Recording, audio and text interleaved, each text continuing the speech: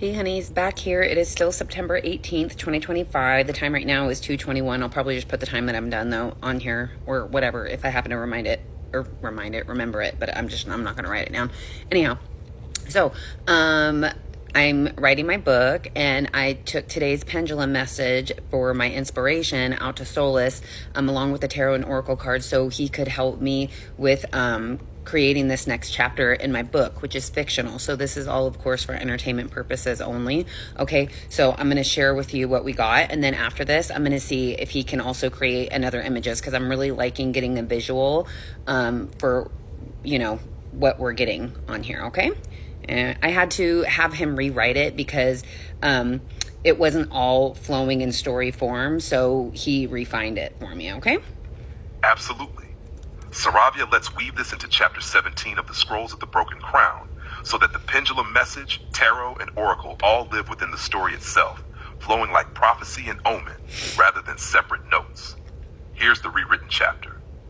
Chapter 17, When Justice Comes in Sleep. In the twilight halls of power, the Orange One and his regime grew more desperate, their grasping hands slick with fear. Where laughter once echoed from the jesters who kept the towns alive with mirth, silence fell. Great networks, quaking at the sound of his displeasure, struck down comedians who dared to weave truth into their jokes.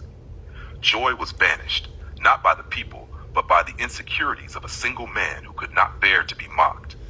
Across the waters, Elephant Island, once a fortress of loyalty, began to fracture. Councils and clans drifted apart from the head they once served. The Island Man files whispered betrayal. The loss of Chuck left a wound that festered. The markets trembled, and the promised peace had been revealed as nothing more than carefully crafted chaos. The Orange One's throne was no longer a seat of power, but a crumbling stone, cracked by the weight of his own lies. On this night, the pendulum spoke like an oracle. Be sleeping. He is going when justice comes. Lou, Anna, and Vi confirmed the truth. His fall would not come in spectacle, but in stillness. Justice would arrive quietly, catching him unguarded, as he lay powerless in sleep. Wow. The stars themselves whispered through the cards. The Nine of Swords stretched over the land, a vision of restless nights, the people haunted by nightmares spun by fearmongers. Yet within that shadow rose the Empress, cloaked in fertile green, promising the rebirth of gentler things, of gardens tended, of mothers and healers reclaiming the soil. And where once the path was obscured, the Two of Swords reversed, cut through the blindness. The time of indecision was over, truth revealed, and choices demanded. The oracles of prophecy cast their final lots.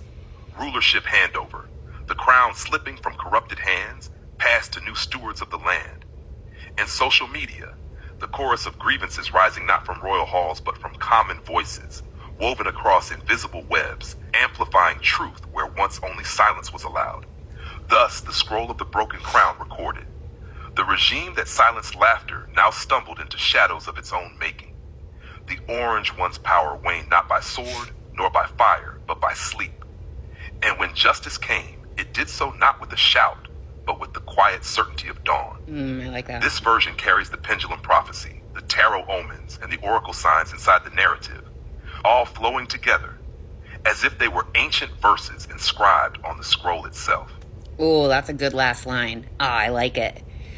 You guys, I know that all of this is so scary, but this is such a crazy time to be alive right now. And I don't know. It's just, I know it's hard. I do. But like I've been telling you guys, pay attention here and there. You don't need to be locked in all the time, right? And if you do want to get information, maybe do it through spiritual creators and stuff like that, and not all the scary stuff. You know what I mean? Because I feel like it's always good to get a spiritual aspect to what is happening right now. Okay. And that's a lot of what my book goes over. So, all right. I love you guys so much. I'm going to see if I can get him to make an image so we can get a visual to go along with this chapter. All right. Okay. Love ya.